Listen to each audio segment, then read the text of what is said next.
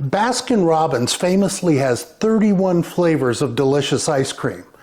Okay, they have hundreds really, but 31 at a time. I have 31 magical female voices whom I love to hear sing. Let's find out who they are, shall we? Hey there, Swan Shadow here. Welcome to the nest. For all of us, there are those voices that just connect with us on a deep emotional level. And it just happens that for me personally, many of those voices are female voices. Now, don't get me wrong, I can name dozens of male vocalists, particularly in the various flavors of rock, that I totally dig. But there's just something unique and special about a truly great female singer that really can't be duplicated. I came up with a list of 31. Now, when I say 31, I don't necessarily mean 31 individuals, because some of these will be combined voices. You'll catch those when we get to them.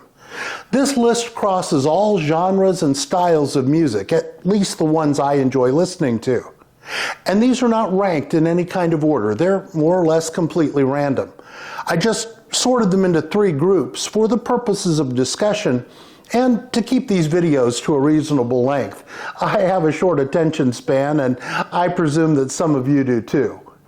For each singer, I'll note the title of a single track that you can check out if you're not familiar with that artist's work. I'll have links in the description below. So enough introduction. Let's get into the first group of 10 magical voices. Number 1, and the shirt kind of gives it away, is Pat Benatar. It never fails to amaze me that this powerful instrument could be contained in such a diminutive package. Although she was trained as an operatic coloratura, Pat manages to harness that genre's trademark force with modern tonality, technique, and style. She never sounds like an opera singer trying to do rock. The brief a cappella break in Heartbreaker shimmers with a delicate but raw edge. Those are the qualities that made Pat's voice stand out to me from the very first time I heard her.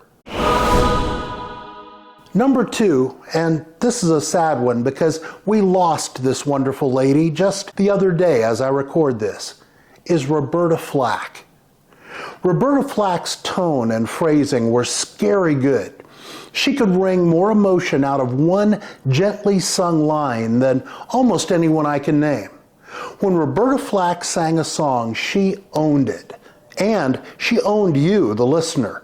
I mean, if the hair doesn't stand up on the back of your neck when she sings "The First Time Ever I Saw Your Face," someone should call the Undertaker. Number 3 is Dolores O'Riordan of the Cranberries. Dolores O'Riordan's voice had this arresting quality that when you first stumbled on a Cranberries song on the radio, made you not only stop and listen, but also ask, what was that I just heard?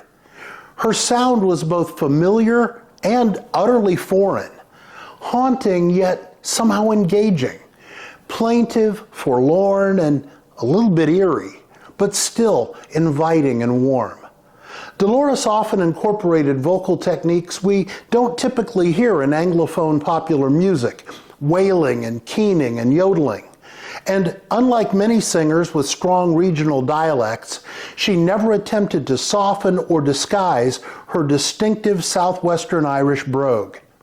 Perhaps more than any other singer who will appear on this list, Dolores O'Riordan's voice was truly, completely unique. My number 4 is Girls Aloud, Cheryl Cole, Nadine Coyle, Nicola Roberts, Kimberly Walsh, and the late Sarah Harding. Girls Aloud baffles me. In the UK, this quintet completely rewrote modern pop history, putting together an incredible run of 21 top 10 singles in an 11-year career, and becoming one of the biggest selling acts of all time in that country. And yet, they remain almost completely unknown here in the US because their records weren't officially released on this side of the Atlantic, which is a shame because their hits are almost uniformly terrific. And I say that as a listener who's turned off by most of what passes for pop music these days. Call the Shots is not my favorite Girls Aloud track.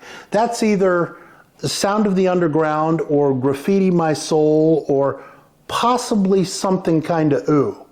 But it's the one that I think best showcases the ladies' vocals without overwhelming them with production. If you like what you hear, check out the rest of Girls Aloud's chart toppers. They're pretty darned awesome for a vocal group thrown together at random for a TV competition show. My number 5 is the one and only Aretha Franklin, the Queen of Soul. Need I say more? I mean, the woman could make a grown president cry. Ask professional singers, who do you want to be when you grow up? Aretha Franklin will be the answer more often than not. Power, passion, perception, and just plain soul. No one had it all like Queen Aretha. Hey, if talking about our favorite vocalists is bringing a little light to your day, why not tap the thumbs up below and let me know? Much appreciated. My number 6 is Eva Cassidy, one of the most heartrending tragedies of modern popular music. Eva Cassidy was almost completely unknown outside her native Washington, D.C. prior to her 1996 death due to melanoma at the age of 33. A few years after her passing, 2 BBC radio DJs began airing Eva's covers of Over the Rainbow and Sting's Fields of Gold. Suddenly, her music found an audience it had never reached during her lifetime.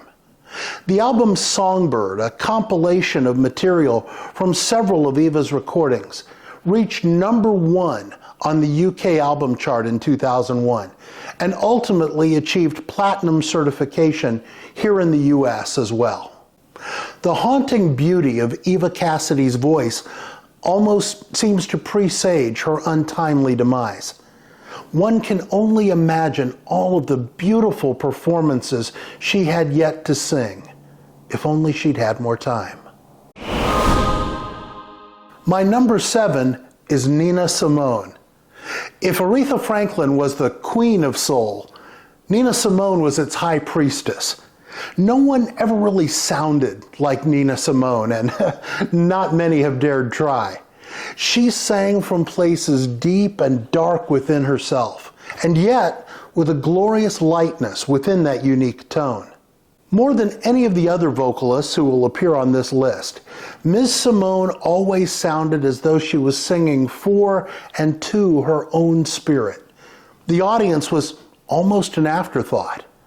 That's the purest expression of soul music, as a description, not a genre, that I can imagine. My number 8 is Annie Lennox of Eurythmics and her solo work. Sweet dreams are made of Annie Lennox's incredible singing. She possesses one of the most amazing pop contralto voices I've ever heard in any genre. Who else could go vocal cord to vocal cord with the legendary Aretha Franklin and hold her own?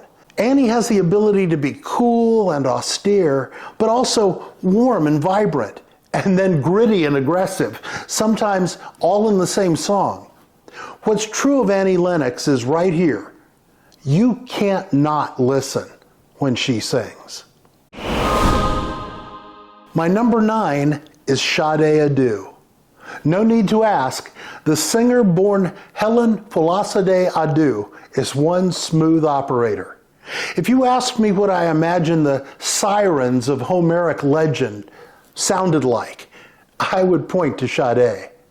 Possessing one of the sexiest voices on the planet, she can caress a lyric and seduce a melodic line like an accomplished lover.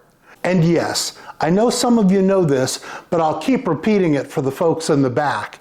Sade is the stage name of the singer, but it is also the name of the actual band that she's fronted since 1982.